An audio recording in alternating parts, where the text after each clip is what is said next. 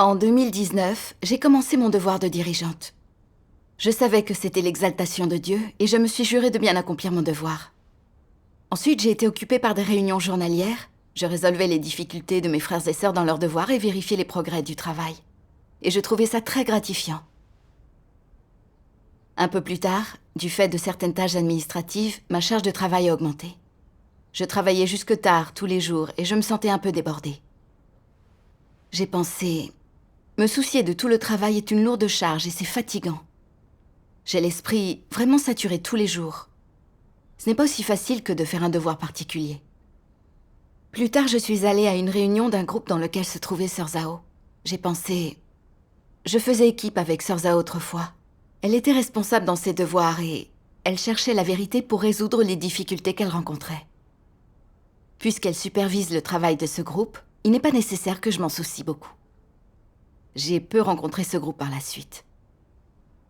Un soir, des frères et sœurs ont écrit pour signaler que le groupe de travail de Sœur Zhao rencontrait des difficultés et pour me demander de résoudre le problème. J'ai eu l'intention de consulter la parole de Dieu par avance pour chercher une solution. Mais j'avais tellement de problèmes à gérer qu'il m'aurait fallu un long moment pour finir. J'ai pensé, il est très tard et je suis vraiment fatiguée, je ne peux pas faire ça. En plus, j'ai déjà écrit une lettre à Sœur Zhao concernant ses problèmes et ses lacunes. Comme elle est responsable, elle prendra l'initiative d'échanger et de les résoudre. Et je n'aurai pas à faire ce travail. Si je faisais tout moi-même, comment pourrais-je jamais finir? J'échangerai avec elle à ce sujet pendant la réunion. Plus tard, quand j'ai examiné la situation, j'ai vu que Sœur Zhao avait déjà échangé avec le groupe. Que tout le monde avait été capable de suggérer des chemins de pratique ciblés sur les problèmes. Ce qui m'a donné l'impression que je n'avais pas à m'inquiéter dès lors que Sœur Zhao dirigeait ce groupe. Après ça, je ne me suis quasiment pas renseignée sur le travail du groupe. Après un certain temps, je suis allée à une réunion du groupe de Sœur Zhao. J'ai découvert que l'échange de Sœur Zhao tournait autour du pot. Et qu'elle parlait longtemps, sans rien dire clairement. Je me suis demandé, est-elle dans un mauvais état? Pourquoi n'est-elle pas cohérente? Mais j'ai ensuite pensé, elle est peut-être simplement nerveuse parce que je suis là. Elle doit avoir besoin d'un peu de temps pour s'adapter. J'ai d'autres choses à faire pour le moment. Je suis alors partie sans échanger avec elle. Plus tard, j'ai découvert que le travail de ce groupe était inefficace. Je me suis demandé, y a-t-il un problème dans ce groupe? Puis je me suis ravisée. Ils viennent juste d'échanger sur les problèmes et les lacunes dans leurs devoirs, et tout le monde semble prêt à s'améliorer. Il est normal que leur travail soit moins productif. Après m'être dit ça, j'ai arrêté d'y penser. Ensuite, Sœur Wang m'a dit que Sœur Zhao était obsédée par le statut, qu'elle n'était pas capable de coopérer, qu'elle ne convenait pas à son poste.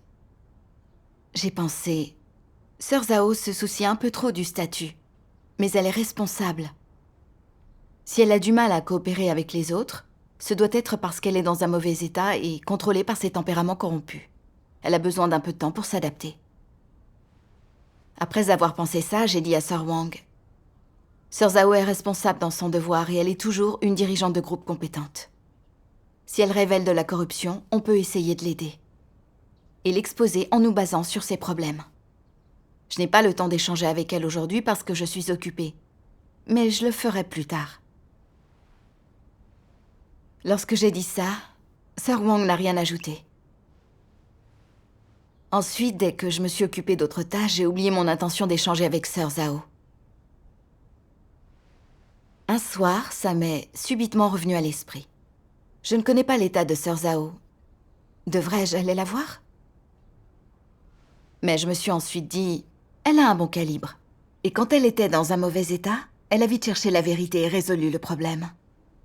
Elle devrait réussir à se corriger cette fois encore. Elle vit assez loin.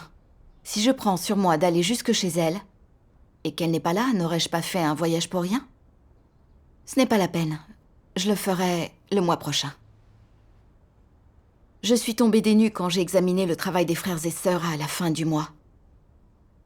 Il y avait beaucoup de problèmes et de lacunes dans le travail de Sœur Zhao. Et il était de moins en moins efficace. Tous les frères et sœurs qu'elle supervisait étaient dans un état négatif, ce qui affectait beaucoup leur travail. Je n'ai compris la gravité de la situation qu'à ce moment-là. Je suis vite allée échanger avec Sœur Zhao et lui ai signalé ses lacunes. Mais elle ne l'a pas accepté, a trouvé des excuses et n'a fait preuve d'aucune connaissance d'elle-même. J'ai discuté de son cas avec mes partenaires. Nous avons décidé que Sœur Zhao ne pouvait plus être dirigeante de groupe et nous l'avons renvoyée. Ensuite, mes frères et sœurs m'ont rapporté que Sœur Zhao était jalouse, qu'elle négligeait ses devoirs et qu'elle provoquait des disputes. Une sœur se sentait étouffée par elle à cause de ça, ce qui la déprimait et lui donnait envie d'abandonner son devoir. Sœur Wang l'avait alertée sur la situation, mais elle avait été réprimée et rejetée. Les autres sœurs se sentaient étouffées aussi, ce qui affectait leurs devoirs, et avaient retardé le travail pendant plusieurs mois. Sœur Zhao a-t-elle appris à se connaître après avoir été remplacée? Non. Non seulement elle ne s'est pas repentie, mais elle s'est vengée contre les autres. Après l'exposition et la dissection de son comportement, elle n'a ni compris ni regretté ses fautes. Elle n'acceptait vraiment pas la vérité. Non, c'est vrai. Plus tard, parce que je n'avais pas fait de travail concret, que j'avais négligé mon devoir, que je n'avais pas remplacé Sœur Zhao à temps et que j'avais gravement nui au travail de l'église, j'ai aussi été remplacée. Je m'en suis beaucoup voulu.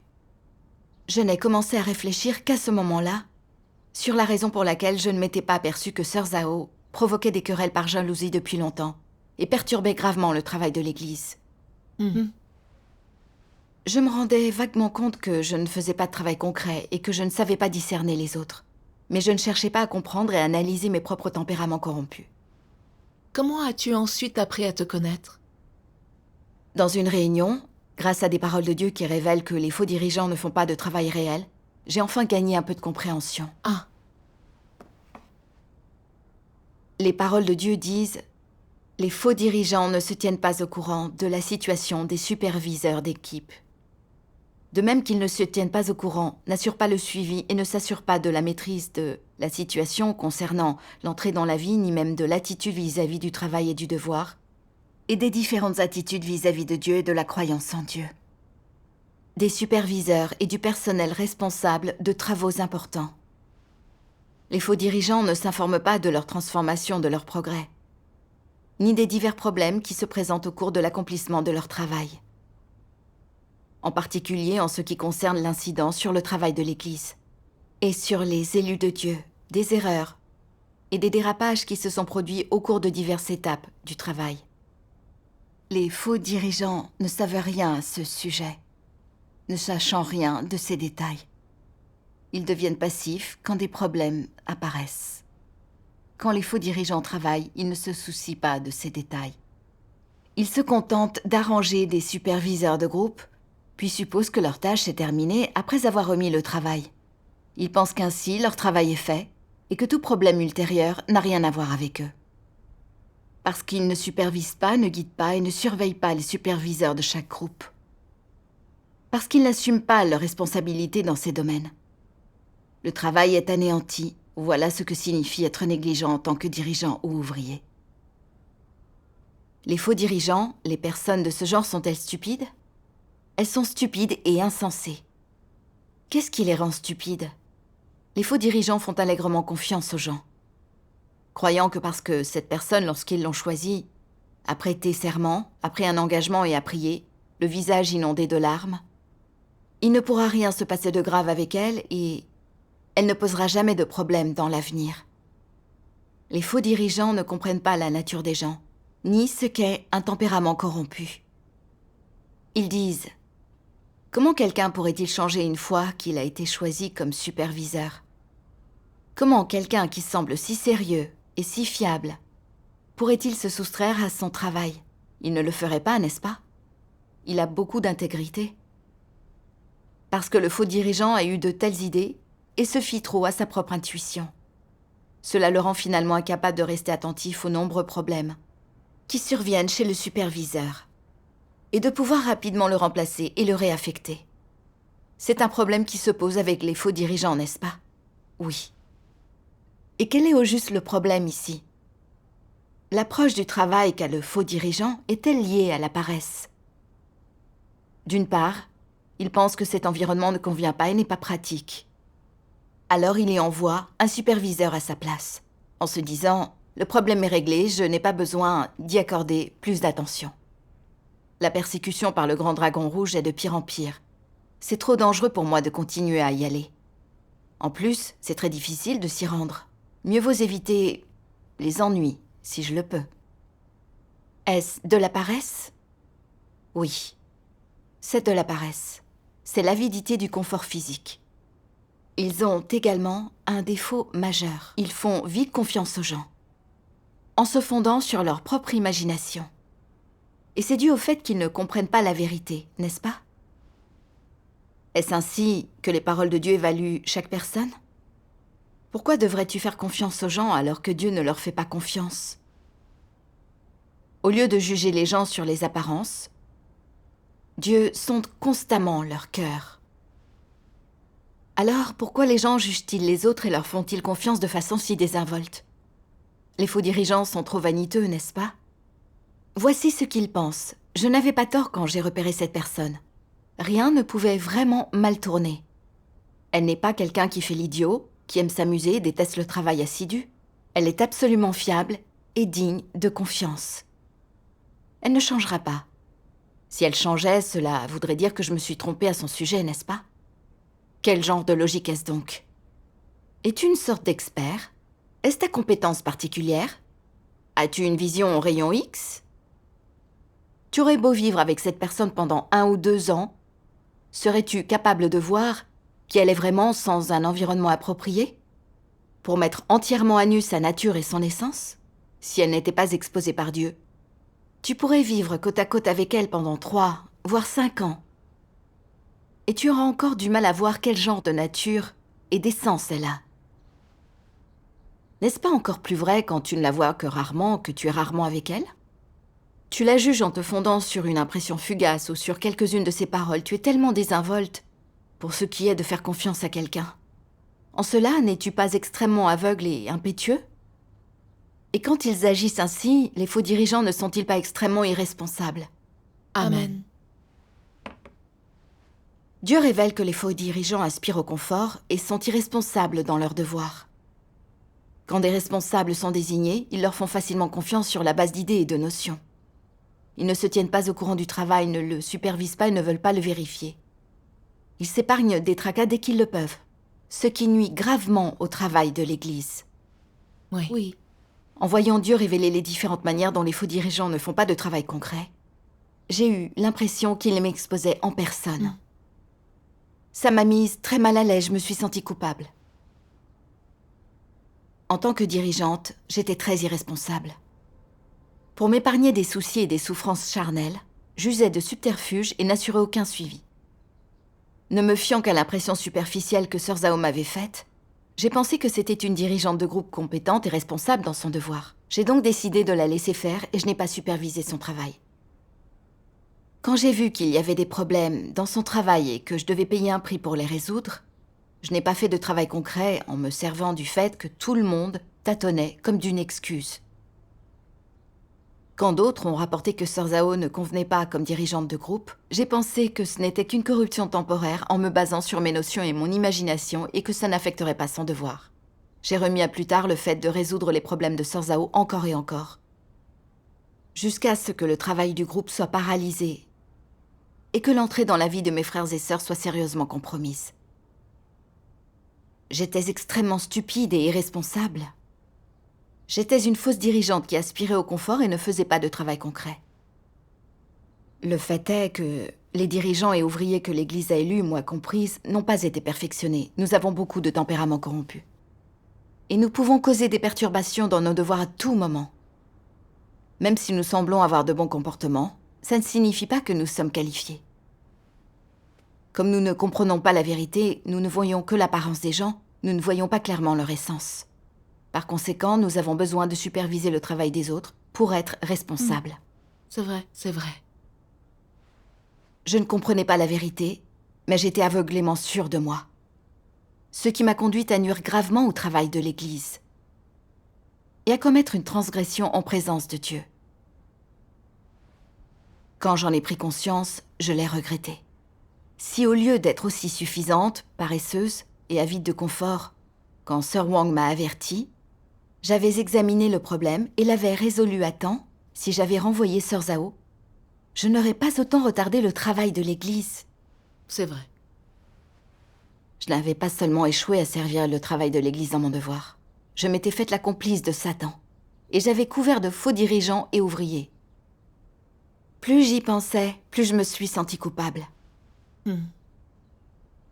J'ai pensé à la manière dont Dieu était allé dans toutes les églises quand il s'était incarné. Il avait vraiment souffert et payé un prix. En réponse à toute notre corruption et toutes nos lacunes, Dieu a échangé sur la vérité, nous a soutenus et nous a aidés inlassablement.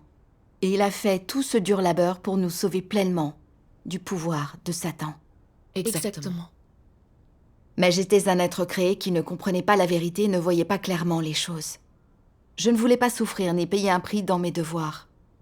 Alors je n'ai pas résolu les problèmes à temps quand je les ai découverts, et j'ai gravement nui à notre travail. Accomplir mon devoir de cette manière était dégoûtant et odieux pour Dieu. Quand j'en ai pris conscience, j'ai prié Dieu en silence. « Oh Dieu, j'ai eu tort. Je veux réfléchir sur moi-même et me repentir devant toi. S'il te plaît, aie pitié de moi. » Alors, comment as-tu réfléchi sur toi-même? Oui, comment? À ce moment-là, j'ai lu 2 passages dans lesquels Dieu révèle les faux dirigeants. Beaucoup de travail est retardé simplement parce que les faux dirigeants n'ont pas vérifié les choses, ne les ont pas surveillées. N'ont réglé aucun problème simplement parce qu'ils ont gravement manqué à leur devoir. Bien sûr, c'est aussi parce qu'ils ne prennent pas leurs responsabilités au sérieux. Ils se complaisent dans les pièges du statut et dans la gratification des phrases répétées. Ils ne veulent pas s'impliquer dans un travail réel, ce qui entraîne souvent de nombreux problèmes concernant, entre autres, des tâches spécifiques. Et signifie que ces problèmes prennent beaucoup de temps à être résolus. Souvent, longtemps après qu'ils se sont produits, personne n'est encore venu se renseigner sur les écarts dans le travail, ni tenter de les rectifier. De même, il y a souvent des oublis majeurs dans le travail, des oublis que même un idiot pourrait voir. Mais les faux dirigeants y sont aveugles. Naturellement, remédier à ces problèmes est hors de question. Lorsque les problèmes de travail ne sont pas résolus, lorsque les écarts ne sont pas corrigés, et qu'on ne s'occupe pas rapidement des oublis, l'efficacité du travail est gravement compromise. Le travail est simplement en train d'être accompli, mais quelle en est l'incidence en termes de témoignage de Dieu? Est-il bénéfique pour les gens quand ils le voient? Est-ce que cela leur laisse une impression? Cela les incite-t-il à enquêter sur le vrai chemin? Bien sûr que non. Cela ne produit aucun de ces effets. Et c'est simplement dû au fait que le faux dirigeant manque à ses devoirs et fait beaucoup trop d'erreurs. Et donc, lorsque ces faux dirigeants accomplissent diverses parties du travail, il y a en réalité un grand nombre de problèmes, d'écarts et d'omissions, qu'ils doivent résoudre, corriger et auxquels ils doivent remédier. Cependant, parce qu'ils ne sentent aucun fardeau, ne peuvent que jouer un rôle officiel sans accomplir aucun travail réel, ils provoquent un gâchis désastreux, si bien que certaines équipes perdent même leur unité. Leurs membres se nuisent les uns aux autres, se suspectent et se méfient même de la maison de Dieu. Quand de faux dirigeants sont confrontés à cette situation, ils n'accomplissent aucun travail spécifique. Amen. Amen. En apparence, ces faux dirigeants ne font pas délibérément le mal comme les antéchrists, établissant délibérément leur propre fief et suivant leur propre chemin. Cependant, dans le cadre de leur travail, les faux dirigeants ne sont pas en mesure de résoudre rapidement les divers problèmes causés par les superviseurs.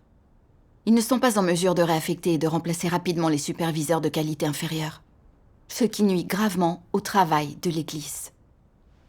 Et tout cela est dû à la négligence des faux dirigeants. Amen. Amen. J'ai vu comment Dieu révélait la négligence des faux dirigeants, leur manière de ne pas suivre ni vérifier le travail, de ne pas superviser ni inspecter les responsables, ce qui en conséquence empêchait de nombreux problèmes de travail d'être résolus et nuisait gravement au travail de la maison de Dieu. J'ai réfléchi sur mes actions. J'avais aspiré au confort, négligé mon devoir et été irresponsable. Je m'étais fiée à Sœur Zhao en me basant sur mes notions et n'avais ni supervisé ni suivi son travail. Quand d'autres m'avaient rapporté ces problèmes, je ne m'en étais pas souciée. Je n'avais pas résolu les problèmes et ne l'avais pas renvoyé à temps. Ce qui lui avait permis d'alimenter de longs conflits par jalousie, de perturber le travail du groupe et d'avoir une influence négative.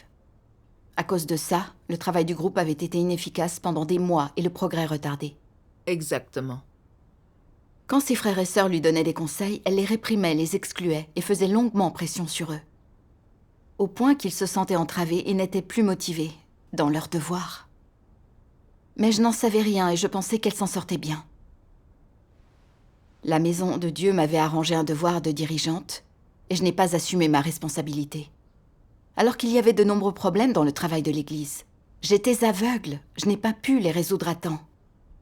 Ce qui a profondément nui au travail de l'Église et à l'entrée dans la vie de mes frères et sœurs. J'ai été gravement négligente dans mes devoirs. Absolument. Même si je n'ai pas fait le mal volontairement comme un antéchrist pour perturber le travail de la maison de Dieu, j'ai sérieusement nui au travail de la maison de Dieu en négligeant mon devoir. Je me suis haïe pour avoir été ignorante, aveugle et irresponsable, et pour avoir transgressé en présence de Dieu. J'ai éprouvé beaucoup de tristesse et de culpabilité, j'ai senti que j'avais une dette envers Dieu et mes frères et sœurs. Les faux dirigeants ne font pas de travail concret et sont irresponsables, ce qui affecte gravement l'entrée dans la vie des frères et sœurs et le travail de l'Église. C'est vrai. C'est vrai. Plus tard, j'ai réfléchi sur moi-même. Pourquoi me souciais-je toujours de ma chair et employais-je des ruses dans mon devoir ? J'ai ensuite lu un passage de la parole de Dieu qui m'a beaucoup aidée.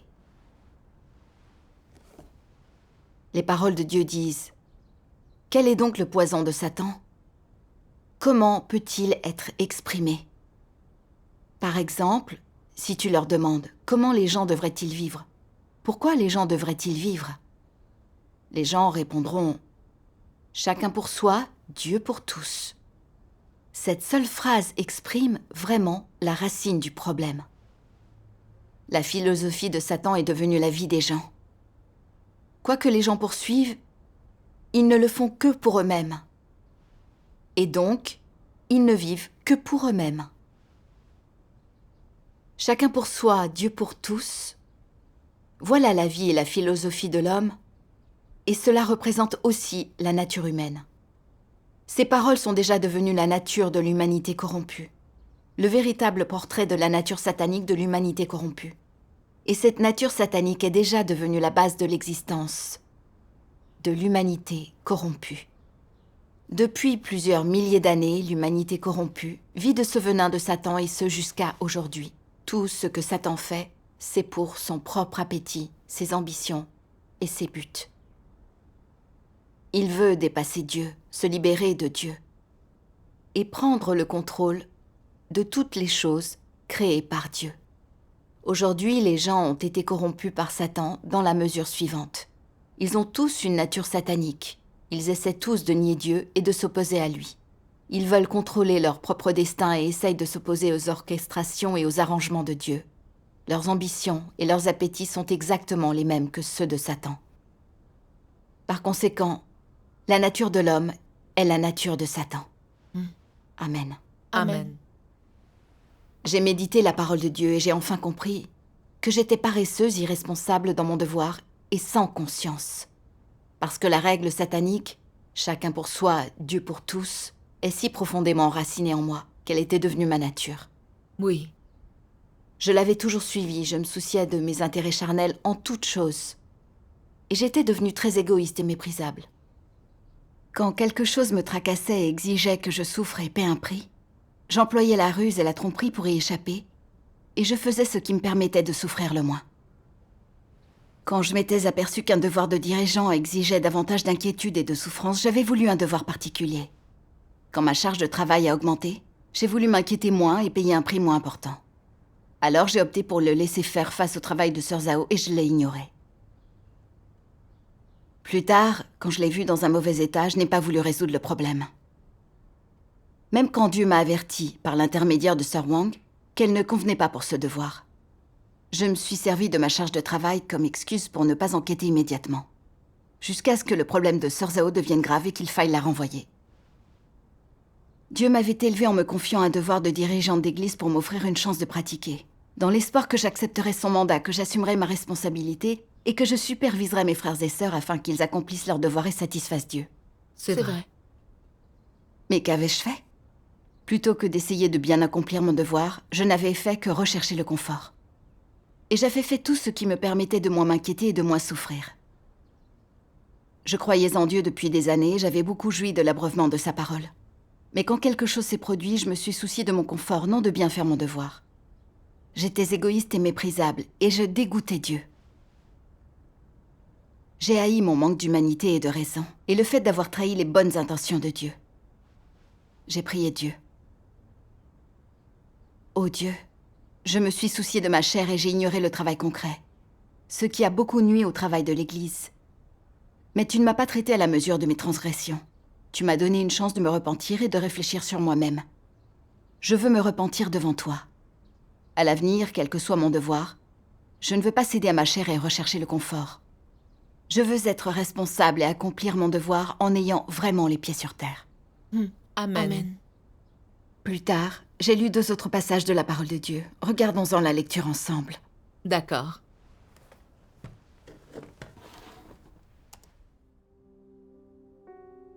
Dieu Tout-Puissant dit : les gens qui ont du cœur sont capables d'être attentifs à la volonté de Dieu. Ceux qui n'ont pas de cœur sont des coquilles vides, des bouffons. Ils ne savent pas se soucier de la volonté de Dieu. Je ne me soucie pas de savoir si c'est urgent pour Dieu. Je ferai ce que je voudrais. Dans tous les cas, je ne suis ni oisif ni paresseux. De telles personnes ne se soucient pas de la volonté de Dieu et ne comprennent pas non plus comment se soucier de la volonté de Dieu. Dans ce cas, possède-t-elle une vraie foi ? Noé, lui, se souciait de la volonté de Dieu. Lui avait une vraie foi. Ainsi donc, il ne suffit pas de faire de son mieux. Il faut qu'il y ait au fond de soi une véritable attention. C'est là la conscience que l'on trouve dans l'humanité. C'est ce que les gens devraient avoir, et c'est ce que l'on trouvait chez Noé. À votre avis, pour faire une telle chose à cette époque, combien d'années aurait-il fallu pour construire l'arche si Noé avait traîné des pieds et n'avait eu aucun sentiment d'urgence, aucune angoisse, aucune efficacité ? Aurait-elle pu être terminée au bout de 100 ans ? Non. Cela aurait pris plusieurs générations en la construisant sans interruption.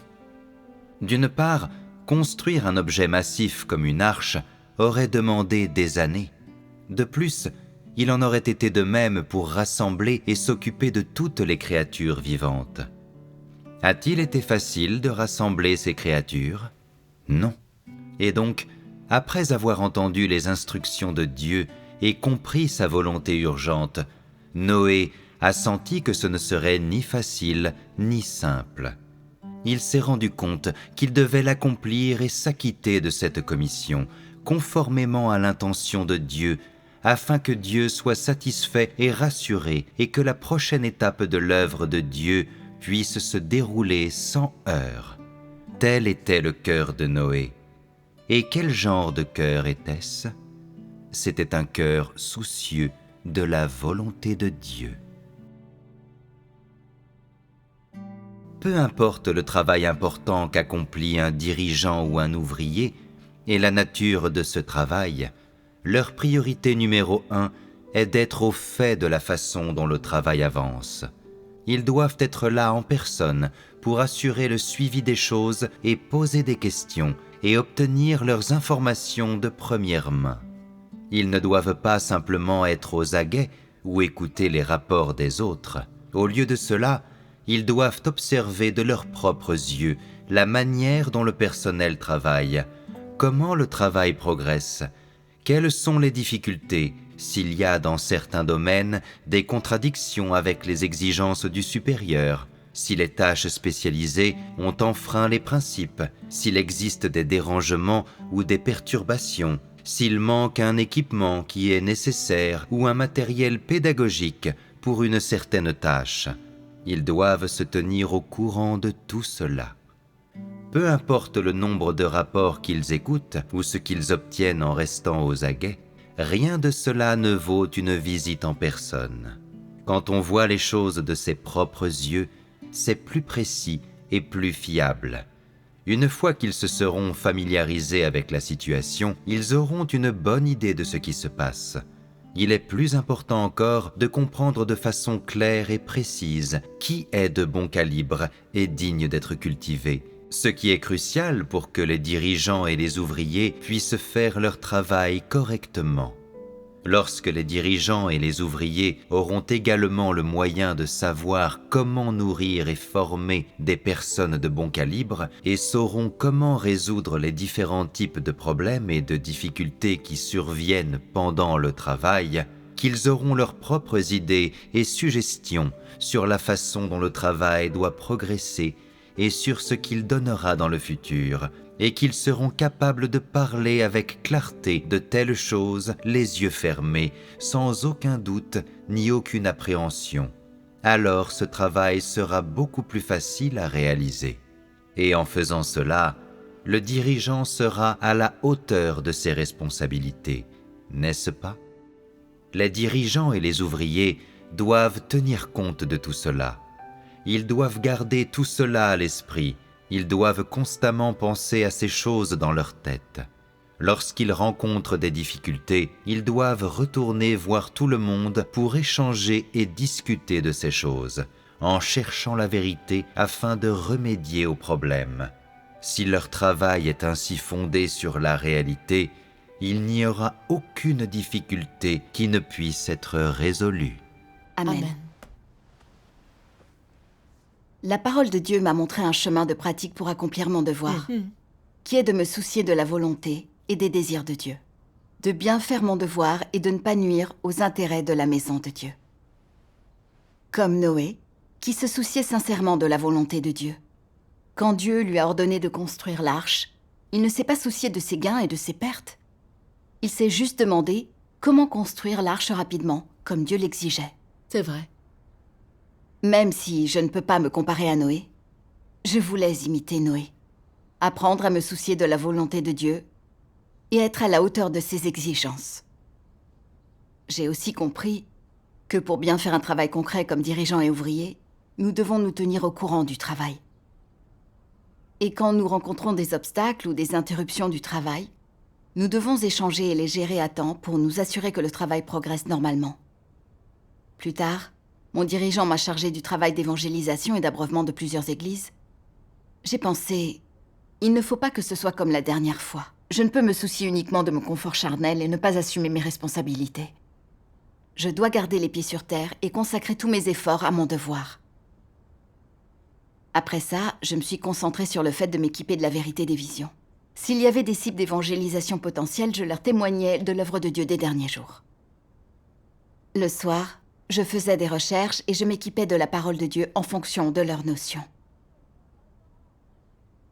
Un jour, alors que j'allais vérifier le travail d'une église, j'ai pensé, les dirigeants et le diacre d'évangélisation de cette église croient en Dieu depuis longtemps. Ils ont un bon calibre et ils sont compétents et responsables. Ils peuvent gérer leur travail convenablement. Alors je peux me dispenser de le suivre, ce qui m'épargnera des efforts. Quand cette pensée m'est venue, je me suis rendu compte que j'employais de nouveau la ruse et la tromperie pour trouver des raisons de ne pas superviser et m'informer. J'étais maintenant responsable de cette église. Alors effectuer et superviser le travail de l'église était ma responsabilité et mon devoir. Je ne pouvais plus me trouver des excuses pour me soucier de ma chair et me décharger de mon devoir. Cette pensée à l'esprit, j'ai soigneusement vérifié le travail de l'église. J'ai découvert des problèmes dans les réunions des nouveaux arrivants et que le personnel d'abreuvement ne faisait pas bien son travail. Le lendemain, j'ai rencontré le personnel pour échanger sur la vérité et résoudre ces problèmes. J'ai vite appris que les réunions des nouveaux arrivants étaient normales. Et ça m'a procuré un grand sentiment de sécurité. Dieu soit loué. Exactement. Dieu nous bénit quand on pratique ses paroles. C'est vrai. J'ai compris que les dirigeants et les ouvriers de la Maison de Dieu devaient vraiment payer un prix. Se tenir au courant du travail et le superviser. C'est le seul moyen de résoudre les problèmes à temps et de bien faire le devoir. Oui, Dieu soit loué. Dieu soit loué. Que j'ai compris tout cela et changé est le salut de Dieu. Dieu Tout-Puissant soit loué. Dieu soit loué. Grâce à ton échange,